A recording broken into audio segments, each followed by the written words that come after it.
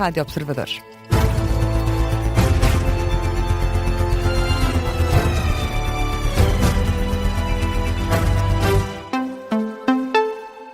São agora 9 horas, começa o Jornal da Rádio Observador com o jornalista Martim Madeira. E Martim, começamos na política, já começou a rentrée do Chega. Está a acontecer em Santarém, este regresso à atividade política do partido está a contar neste precisamente com palavras de André Ventura.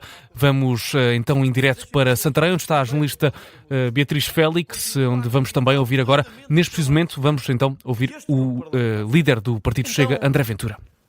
Diziam-nos que tínhamos 500, 400 mil imigrantes, depois já eram 600 mil, depois já era perto de 1 milhão. Quando nós dissemos nas eleições que eram 1 milhão de imigrantes, disseram exagerados, notícias falsas, estão espalhados informação, e de repente vêm-nos dizer que são 1,4 ou 1,5 milhões e que não sabemos quem são, a maior parte, onde é que andam e por onde é que andam. Nós não aceitamos isto. Isto não é nada contra ninguém. E quando ouço na televisão comentadores dizer que o Chega e o André Ventura esquecem-se que Portugal também foi um país de imigrantes, um país que muitos partiram para fora para encontrar vida, e foi. Infelizmente continua a ser mais até do que desejávamos. Mas há uma substancial diferença nisto. É que, aliás, por isso o Chega tem vencido nas comunidades imigrantes também, em todos os momentos de voto, é que eu nunca encontrei uma portuguesa ou um português tenha ido para a Suíça, para a França, para os Estados Unidos, para a Bélgica, para o Canadá. Nunca encontrei um que me dissesse isto. Eu fui para lá para transformar o país deles e para viver de subsídios. Nunca disseram fui para lá a trabalhar, fui para lá a honrar compromissos, fui para lá a construir família. É isso que nós exigimos em Portugal. É isso que nós exigimos. Não podemos ter imigrantes que vêm para cá sem saber para onde é que vão viver. Porque já temos gente demais sem casa. Isto não tem nada a ver com racismo nem com xenofobia. É que se não há para quem cá está, estar a chamar outros para virem é um erro tremendo. Porque se queremos as pessoas a viver dignamente, com casas, com condições, não podemos dizer-lhes venham e vão dormir no metro em Lisboa, ou à porta de uma estação de comboios em Santarém, ou em Coimbra, ou no Porto, ou em Faro. Não podemos ter uma imigração que chega a Portugal e que vai bater à porta da Segurança Social e diz, dê-me subsídios. Não pode ser. Não pode ser. E isto não tem nada a ver com a condição humana. Tem que ver com a estrutura de um país que é pobre para os seus idosos, que é pobre para os seus reformados, que é pobre para os seus polícias, que é pobre para os funcionários públicos, que é pobre para os empresários. Não pode depois dizer que é rico para os imigrantes e para os que vêm de fora viver à conta da Segurança Social. Aqui as palavras de André Ventura relativamente aos imigrantes, dar conta de que nunca um português imigrou para viver de subsídios, aqui a fazer uma crítica direta aos imigrantes. Vamos trazer depois mais declarações do presidente do Chega neste reentrée político que está a acontecer em Santarém. Nos próximos noticiários traremos mais declarações. E o PS diz que sem uma garantia da segurança das pensões dos portugueses não há condições para viabilizar o próximo Orçamento de Estado. José Luís Carneiro acusou o Governo de querer espalhar o medo com o novo estudo sobre as pensões. Em entrevista à SIC, o líder do PS diz que o déficit na Caixa Geral de Aposentações tem de ser corrigido através do Orçamento de Estado e não através do dinheiro dos contribuintes. Deixa ainda esse alerta José Luís Carneiro. Fique claro, o estudo mistura alhos com bugalhos. E não se pode misturar alhos com bugalhos numa matéria tão sensível e é inaceitável que se permita que se instale o medo sobre a segurança das pensões. O saldo da Segurança Social é um saldo positivo e em momento algum o Estado pode pegar nas contribuições dos trabalhadores ou das empresas para pagar o déficit da Caixa Geral de Aposentações, porque esse é um dever do Orçamento do Estado. Se não tivermos a garantia, por exemplo, do Primeiro-Ministro, porque tem que ser uma garantia do Primeiro-Ministro com palavra pública, de que garante a segurança das pensões presentes e futuras, nós não temos condições para contribuir para a estabilidade orçamental e para a viabilidade do Orçamento do Estado. O secretário-geral do PS, José Luís Carneiro, também sobre a participação do Estado na REN. Carneiro pediu ainda um esclarecimento ao Governo, numa altura em que o Executivo anunciou que vai investir na empresa. Fazemos agora um ponto de situação nos incêndios. Em Botica está agora com 4 frentes ativas. Que ardem com intensidade, é o que indica o comandante dos bombeiros à Lusa. O incêndio deflagrou ontem no concelho e teve durante a tarde de hoje uma reativação. Ora, empenhados no combate às chamas em Boticas, estão agora mais de 200 operacionais, 66 veículos e 2 meios aéreos, segundo o site da Proteção Civil. E além deste fogo, em Arouca as chamas não dão tréguas. Este fogo segue com 3 frentes ativas. A situação mais preocupante é em Rio de Frades. A autarca de Arouca, Margarida Belém, dá ainda conta de um reforço dos meios no terreno face às dificuldades no combate humano. Mantemos as 3 frentes ativas e temos algumas situações muito delicadas e de difícil combate.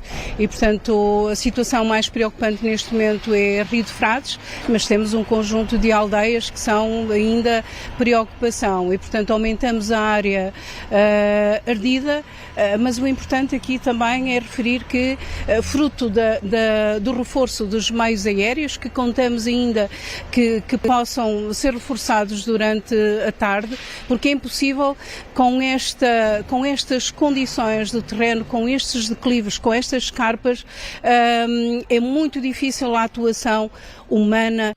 O ponto de situação da Presidente da Câmara Municipal de Arouca, Margarida Belém, sobre o incêndio que lavra no concelho. É um registro da RTP. No Teatro de Operações estão quase 600 operacionais, apoiados por perto de 2 centenas de veículos e 6 meios aéreos.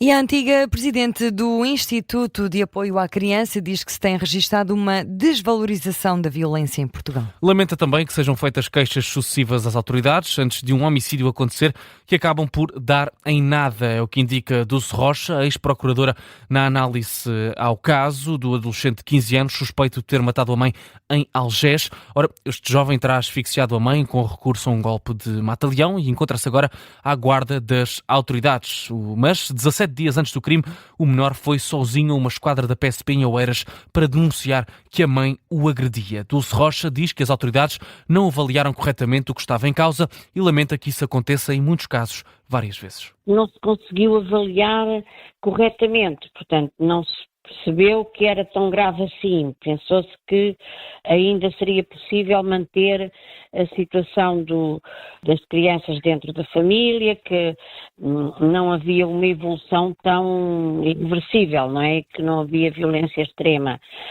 Isso acontece em muitas situações. A antiga presidente do Instituto de Apoio à Criança explica ainda que existe uma equipa de análise para estes casos de homicídio em contexto de violência doméstica. Avisa que este grupo de trabalho tem alertado para várias situações onde as queixas estão a ser desvalorizadas.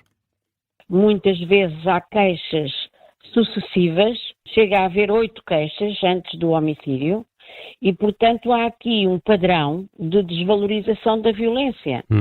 É sempre muito difícil aceitar que a violência é tão grave que culmina num homicídio, não é? Ainda isso por parte das vítimas? Mesmo até por parte das vítimas. As explicações de Dulce Rocha, a antiga presidente do Instituto de Apoio à Criança, ouvida no explicador, a dar conta que se tem registado uma desvalorização da violência em Portugal, com algumas queixas e muitas queixas ignoradas pelas autoridades. E há outro caso que envolve uma criança a marcar a atualidade. Em Braga, a mãe de um menino de 3 anos foi constituída arguida depois da criança ter sido encontrada sozinha nas escadas de um prédio. Em cima da mesa pode estar um crime de exposição ao abandono. A informação avançada pela PSP de Braga, que emitiu um comunicado que diz que este menino de 3 anos e a irmã de 15 foram entregues à guarda da Segurança Social. Em comunicado, a PSP acrescenta que os factos foram participados ao Ministério Público e confirma o estatuto de arguido para a mãe do rapaz de 3 anos que estaria ao cuidado da irmã de 15 desde o fim de semana. Foi encontrado sozinho esta madrugada nas escadas de um prédio. Ambos os menores estão bem. Em cima da mesa pode estar um crime de exposição ao abandono. Seguimos com as notícias, agora com 9 minutos para lá das 9 da noite. Martim, vamos ao noticiário local. Vamos lá, em Lisboa, a Câmara Municipal pretende resolver os conflitos entre as paragens de autocarro e as ciclovias na Avenida Fonte Pereiras de Melo. Para isso, encarregou a EML de eliminar 25 metros de ciclovia junto a duas paragens de autocarro, obrigando os ciclistas a circular atrás dos abrigos das paragens, na mesma faixa de passeio destinada aos peões. A Associação pela Mobilidade Urbana em Bicicleta reconhece que a atual infraestrutura não é ideal, mas afirma que esta proposta só piora as condições, porque o passeio é bastante estreito e com muito movimento. Na Nazaré, os comerciantes afetados pelas obras na rede de esgotos na Avenida Manuel Remígio não têm de pagar taxas de ocupação da via pública durante 10 dias. A medida abrange o troço entre o Centro Cultural da Nazaré e a Rua dos Galeões. Nos casos em que as taxas já tinham sido pagas, o valor proporcional pode ser devolvido ou descontado em futuras liquidações. Em Espinho, a vereadora Maria Manuel Cruz, do Movimento Cidadãos MMC, pediu uma investigação aos erros nas obras do conjunto habitacional da Quinta de Paramos, isto depois da Câmara Municipal ter aprovado novos trabalhos complementares. Maria Manuel Cruz aponta uma repetição de falhas em 3 blocos e critica a ultrapassagem dos limites dos trabalhos complementares. Exige assim o apuramento das responsabilidades e um maior controle nas futuras empreitadas. O PAN Matosinhos questionou a autarquia sobre a poluição do rio Lessa. O partido exige a partilha de dados de monitorização da qualidade da água e do investimento público realizado na despoluição e requalificação do rio. O PAN Matosinhos menciona ainda a necessidade de transparência em relação ao Metrobus, que está a ser construído para atravessar e ligar as duas margens do rio Lessa em Matosinhos. No entroncamento foi inaugurada a exposição de fotografia Olhar sobre as Árvores do Entroncamento, hoje que é o Dia Mundial da Fotografia. A mostra reúne os trabalhos de um concurso fotográfico do município que integra 25 participantes. O desafio era captar as árvores que fazem parte da paisagem urbana da cidade. A exposição pode ser visitada até dia 4 de setembro na Biblioteca Municipal. Em Corroios, as festas populares arrancam esta sexta-feira no Parque Urbano da Quinta da Marialva e estendem-se até dia 30 de agosto. O evento conta com 2 palcos e vários artistas, entre eles os Santa Maria, Valete, Vítor Clay e Diogo Pissarra. A entrada é livre para quase todos os espetáculos, à exceção do dia 23 de agosto, data dedicada à solidariedade, onde vão atuar os 4:30 e Miguel Araújo como convidados. E é o ponto final no Jornal das 9, edição do jornalista Martim Madeira.